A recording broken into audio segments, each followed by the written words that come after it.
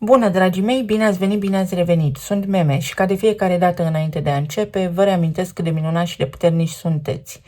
Astăzi vin alături de voi pentru a vedea ce ne spune energia pe parcursul weekendului sau în acel moment în care accesezi această înregistrare. Timpul este fluid.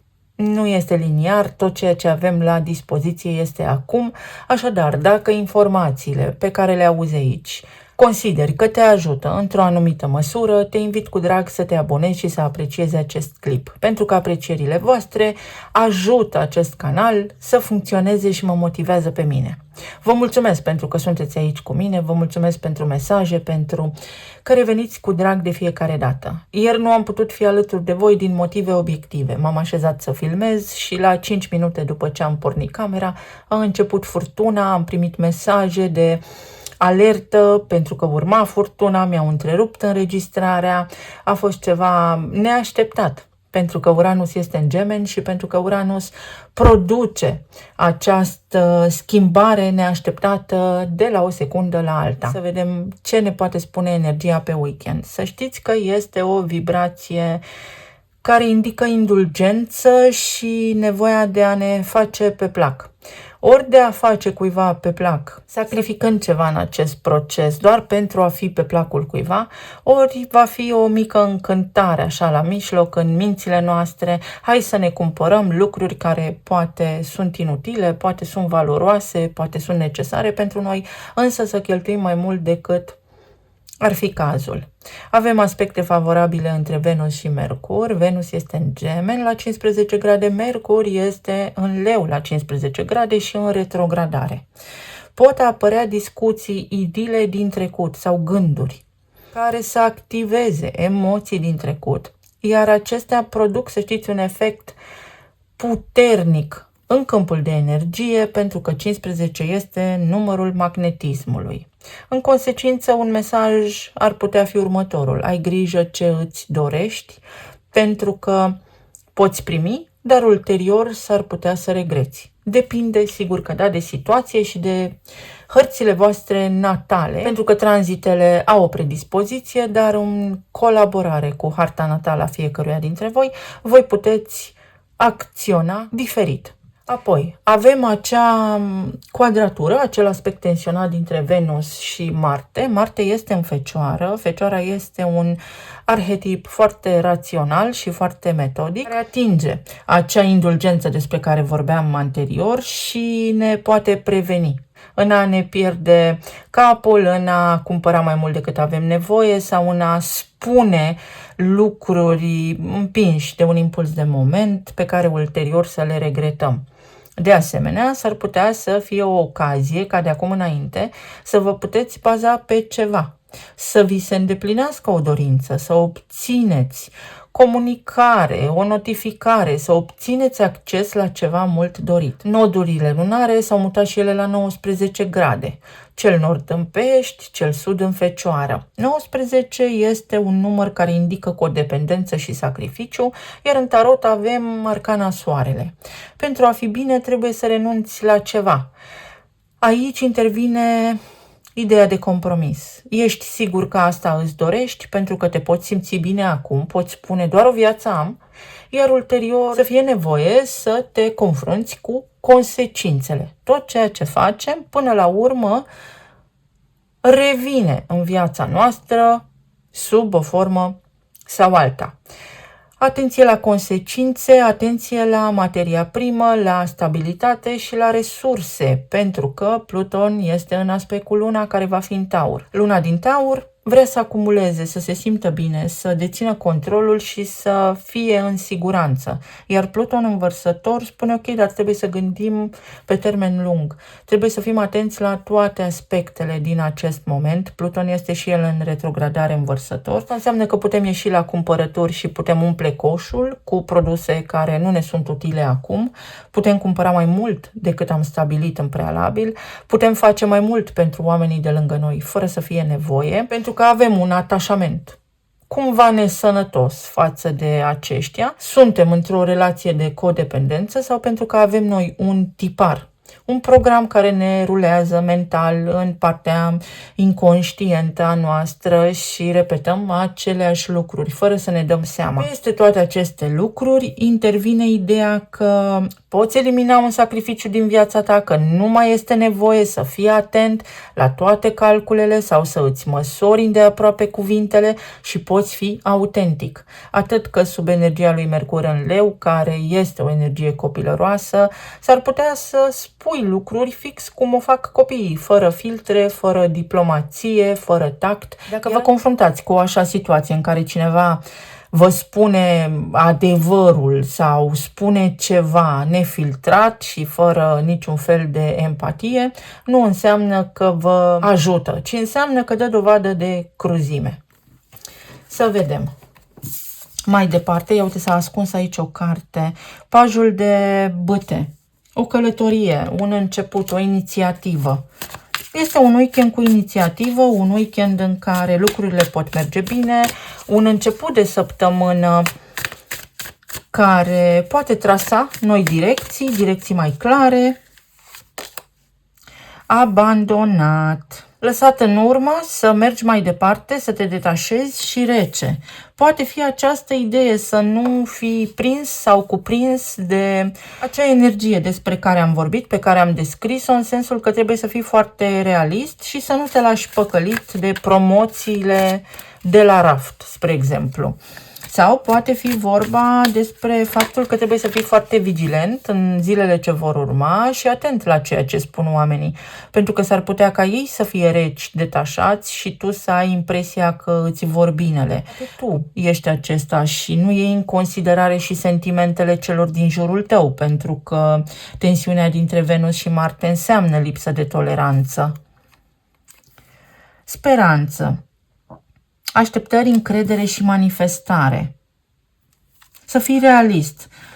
Pe perioada zilelor ce vor urma, este important să fii realist, uite, și să îți urmezi intuiția, pentru că inima ta va cânta, pentru că vor fi declanșate emoțiile tale. Foarte interesant. Nouă ne sunt declanșate emoțiile, în primul rând pe mediile de socializare și în al doilea rând prin limbajul subliminal, care este vorbit în jurul nostru, dar pe care noi nu-l prindem, nu-l înțelegem exact. Cum ar fi o promoție în magazine sau poate cineva îți transmite ceva, dar are un substrat mesajul pe care ți-l transmite, sau trebuie să fii tu atent când te confrunți cu o anume situație, să te bazezi pe ceea ce simți în cazul în care te regăsești la o răscruce de drumuri, să te consulți pe tine înainte de a lua o decizie, să te bazezi pe intuiția ta. Poate fi și un weekend în care energetic, telepatic, să simți în câmpul tău electromagnetic prezența cuiva, să simți așa niște lucruri cum te învăluie, o senzație pe care nu o poți cuprinde, dar de magnetism, de atracție, de iubire față de cineva. Ancora, stabilitate, anduranță, după faptă și răsplată, faptele vorbesc. Exact așa. Avem aici perseverență, avem voință, putere.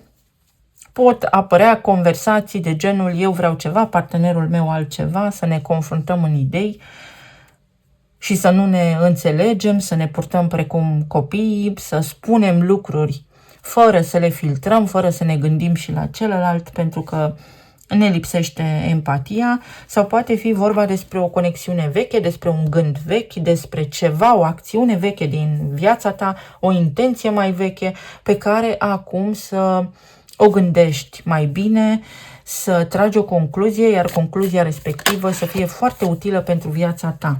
Avem turnul, faetonul, inspirație de moment, 2 de cupe, regina de spade și cavalerul de spade. Mesaj de ultim moment, ceva neașteptat, o întâlnire față în față neașteptată. O achiziție neașteptată. Mergi să cumperi pâine și legume și te întorci acasă cu o canapea. Poate fi și și acest aspect de luat în calcul. Pot fi situații care au legătură cu un drum, cu o deplasare, pot fi lucruri pe care vrei să le rezolvi, dar depinzi de cineva sau de un eveniment sau de un desnodământ, de cuvintele cuiva, de hotărârea cuiva, aștepți o veste și vestea va veni. Folosește-ți intuiția chiar și în lipsa acestei vești, în sensul că vrei să pleci în vacanță cu încă o familie, cu încă un cuplu, cuplul respectiv este dispărut, are treabă, este ocupat, preocupat, iar tu vrei să plătești vacanța. Fă cum simți. Dacă tu simți să mergi în vacanța respectivă, acționează fără să depinzi de nimeni altcineva. Plătește și mergi tu, fără să conteze cine mai vine cu tine. Sunt exemple care vă pot ajuta a aplica să înțelegeți mai concret și mai realist energia ce ne înconjoară.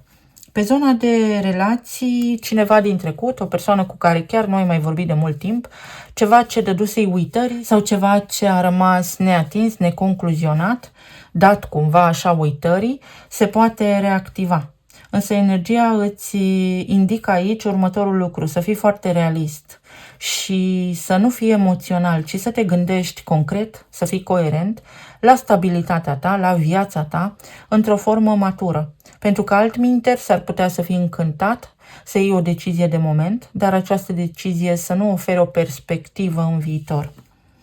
Pentru aceia dintre voi care sunteți singuri, poate fi vorba despre o ieșire în oraș, poate fi vorba despre ceva ce se întâmplă în viața voastră, o situație neașteptată, care vă poate introduce, acum pe cineva în viața voastră. Puteți cunoaște oameni noi sau puteți, într-o adunare mare, într-un context unde sunt mulți oameni, într-o plimbare pe care o faceți, din întâmplare, dintr-o joacă de copii, să cunoașteți pe cineva. La nivel material, la nivel de plan fizic, este vorba despre un parteneriat, despre o hotărâre pe care vreți să o luați, poate unii dintre voi în ceea ce privește locul actual de muncă, vreți să faceți o schimbare și nu știți ce să faceți, cum este mai bine să faceți sau cum este mai bine să procedați. Energia vă indică următorul lucru. Unde te simți tu în siguranță și mai stabil, acolo să îți duci pașii. Pentru că este nevoie să fii realist, să pui foarte bine în balanță traiul zilnic, nevoile tale primare. Iar asta îți va oferi soluția potrivită.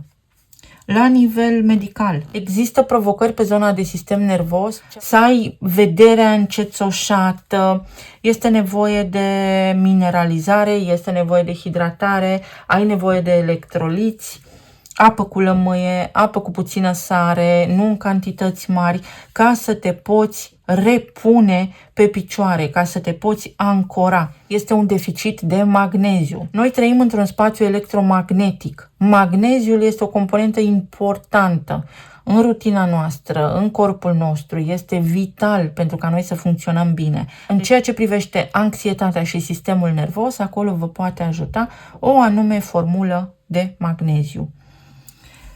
Vești neașteptate, ceva ce se spulberă, mă uit la turnul acesta și mă gândesc la turnul lui Babel și la Babilon. Babilonul renaște, Babilonul a renăscut încă din momentul în care a apărut în mentalul colectiv tehnologia. Babilonul există prin această tehnologie artificială și prin faptul că suntem bombardați de tehnologia artificială. Algoritmii din telefonul nostru, din mediile de socializare, ne ghidează viața, declanșează noi emoții, declanșează noi tipare, declanșează noi idei, iar noi nu mai suntem 100% în deplină cunoștință de cauză sau nu mai funcționăm coerent așa cum ar trebui să o facem. Poate acest lucru ar trebui să vă dea puțin de gândit. Aici mai este și un efect de oglindă și este uimitor faptul că noi niciodată nu ne vom putea vedea cu adevărat fața decât dacă ne iese în cale o oglindă din aceea despre care v-am vorbit acum ceva timp, care ne arată exact așa cum suntem, pentru că în permanență noi ne vedem inversați. Poți avea parte de o împăcare, poți rectifica ceva, te poți convinge, poți ajunge la concluzia că ceea ce ai crezut tu de asemenea este bine în cazul în care te îndoiai de sentimentele tale sau de sentimentele cuiva. Dar la bază, să spunem că motoul pentru acest weekend este faptele vorbesc, fii realist. Turnul, ce ne aduce turnul? 3 de cupe și 10 de cupe, o bucurie, un eveniment care te bucură. Începând cu acest moment din spațiu și din timp, se poate declanșa progres și bucurie. Îți vine o idee care îți schimbă traiectoria în viață. Sau se întâmplă ceva, comunici cu cineva și este semnificativ. 2 de cupe și 8 de cupe. 8 de cupe se întoarce la 2 de cupe. Iei o hotărâre, să lași în urmă ceva. Să lași în urmă o stare de victimă sau să lași în urmă o relație unde nu ai fost avantajat. Cineva a plecat din relația respectivă și tu ai rămas suspinând, sperând că persoana respectivă se întoarce. Poate în această perioadă persoana respectivă să revină în viața ta în funcție de harta ta natală. Nu pentru toți va funcționa la fel Mercur acesta în perioada de retrogradare. Sau poate acum spui stop. Merg pe drumul meu, sunt realist, sunt coerent în ceea ce gândesc și în ceea ce îmi doresc și o iau de la capăt. Merg către alt drum, mă îndepărtez, mă detașez complet de trecut. 8 de bâte, progres, o avansare, o grabă este aici și o pisicuță, intuiția. O decizie de ultim moment, ceva ce se poate întâmpla neașteptat, un eveniment care poate apărea în viața ta, un mesaj pe care îl primești, dar complet neașteptat, o întâlnire, o interacțiune la modul te-am zărit de la depărtare, o invitație de ultim moment undeva, este o șansă. Exact ca și când ai fi omul potrivit în locul potrivit. Energia din această perioadă asta declanșează. Fără jumătăți de măsură, se umple un pahar. Ia uite ce interesant că avem aici lună nouă, lună plină, lună nouă. Și am văzut zilele trecute ultimul crop circle din Anglia. Știți, pe acele pășuni sau câmpuri agricole, nici nu știu cum să le numesc, apar din când în când niște simboluri. Exact așa este, o întregire. Îți descoperi menirea, ajungi pe drumul tău, cumperi ceva, dar care ți este foarte util și care te ajută, te degrevează. Poate fi vorba despre o conversație și în urma acestei conversații te eliberezi, te convingi, înțelegi niște lucruri care sigur că declanșează o nouă traiectorie în viața ta. 8 de bâte poate fi o călătorie, un concediu unde să cunoști oameni noi. 8 de bâte poate fi ceva ce are legătură cu străinătatea, cu un drum, o surpriză de care ai parte când credeai că nimeni nu se gândește la tine, o petrecere surpriză poate fi, o invitație, o conversație și copiii. Da, este o energie copilăroasă acum în aer, Mercur retrograd în Leu înseamnă asta, Venus în Gemeni este și ea vorbăreață la 15 grade, spun tot ce-mi trece prin cap. S-ar putea să fie cineva care nu se mai poate abține, nu se poate abține și spune tot ceea ce îi trece prin cap. Sigur că poate fi bine sau poate să fie mai puțin plăcut, însă, oricum ar fi, ascultă-ți intuiția și fii realist. Nu trebuie să răspundem mereu cu aceeași monedă. Și mai luăm o carte și ultima, oficial, un progres. Dar este un progres care are legătură cu eliminarea compromisului. Dacă vrei să faci ceva, este necesar să îți iei un angajament de 100%. Dacă se întâmplă ceva în viața ta acum, ca acel ceva să dureze, să aibă succes pe termen lung, să dureze o relație și așa mai departe, este necesar să eliberați sau să nu compromiteți nimic în acest proces, ci să fie totul foarte clar, foarte coerent și oamenii să dea dovadă de implicare și de responsabilitate acolo. Este nevoie de toleranță și este nevoie să ne vedem ca într-o oglindă, să fim empatici și să înțelegem toate punctele de vedere, să ascultăm toate punctele de vedere. Pentru alții dintre voi pot fi evenimente care implică copiii. Copii copii, nepoți, să fie nevoie de ajutorul cuiva, să petreceți timp în preajma copiilor, să existe ceva ce are legătură cu al vostru copil și copilul vostru să-și schimbe punctul de vedere. Aveți încredere, nu acționați sau nu oferiți sfatul respectiv prin prisma unei relații de codependență și a unui atașament nesănătos. Să vedem ce ne spun și talismanele.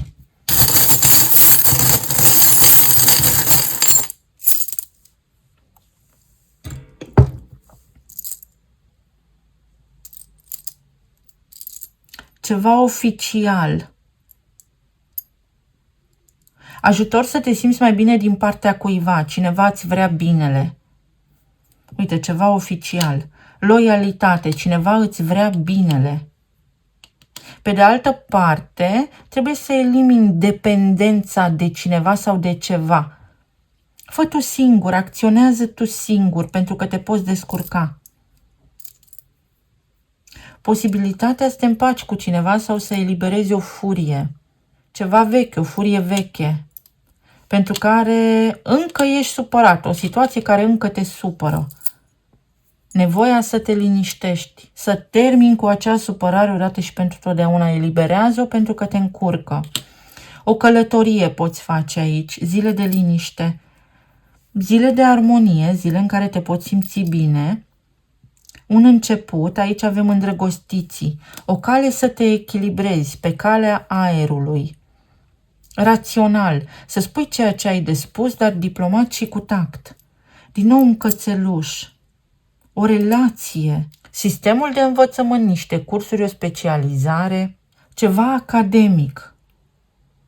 Înveți ceva, ai învățat ceva în această perioadă sau cineva a învățat ceva în această perioadă.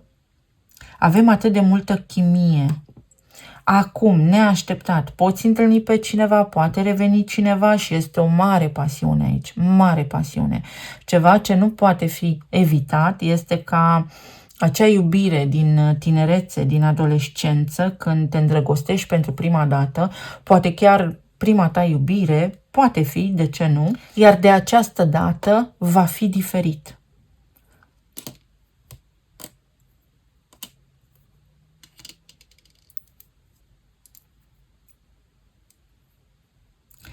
Este un fel de intervenție energetică majoră aici. Este o împlinire, este un mesaj, este o situație, este o activitate care îți umfle sufletul de bucurie și te ajută să te regenerezi, să te vindeci, să ieși din bucla victimizării, să ieși din bucla suferinței.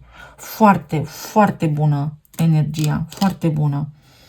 Și vitamina D, sistemul osos, dantura. Atenție la tăieturi. O regenerare a cuiva care a avut o intervenție chirurgicală. Ok, o situație care se echilibrează, uite, de la 8 la 9. De la starea de anxietate, de la fricile cele mai mari, la împlinire. Pe de altă parte, ajutorul pe care îl oferi acum cuiva este o bilă albă. Este pentru tine un bine făcut ție în viitor. Ajutor din partea cuiva. Sunteți ok, sunteți împreună, petreceți timp împreună sau gândiți la fel, simțiți la fel. Foarte, foarte spirituală energia pe parcursul acestui weekend.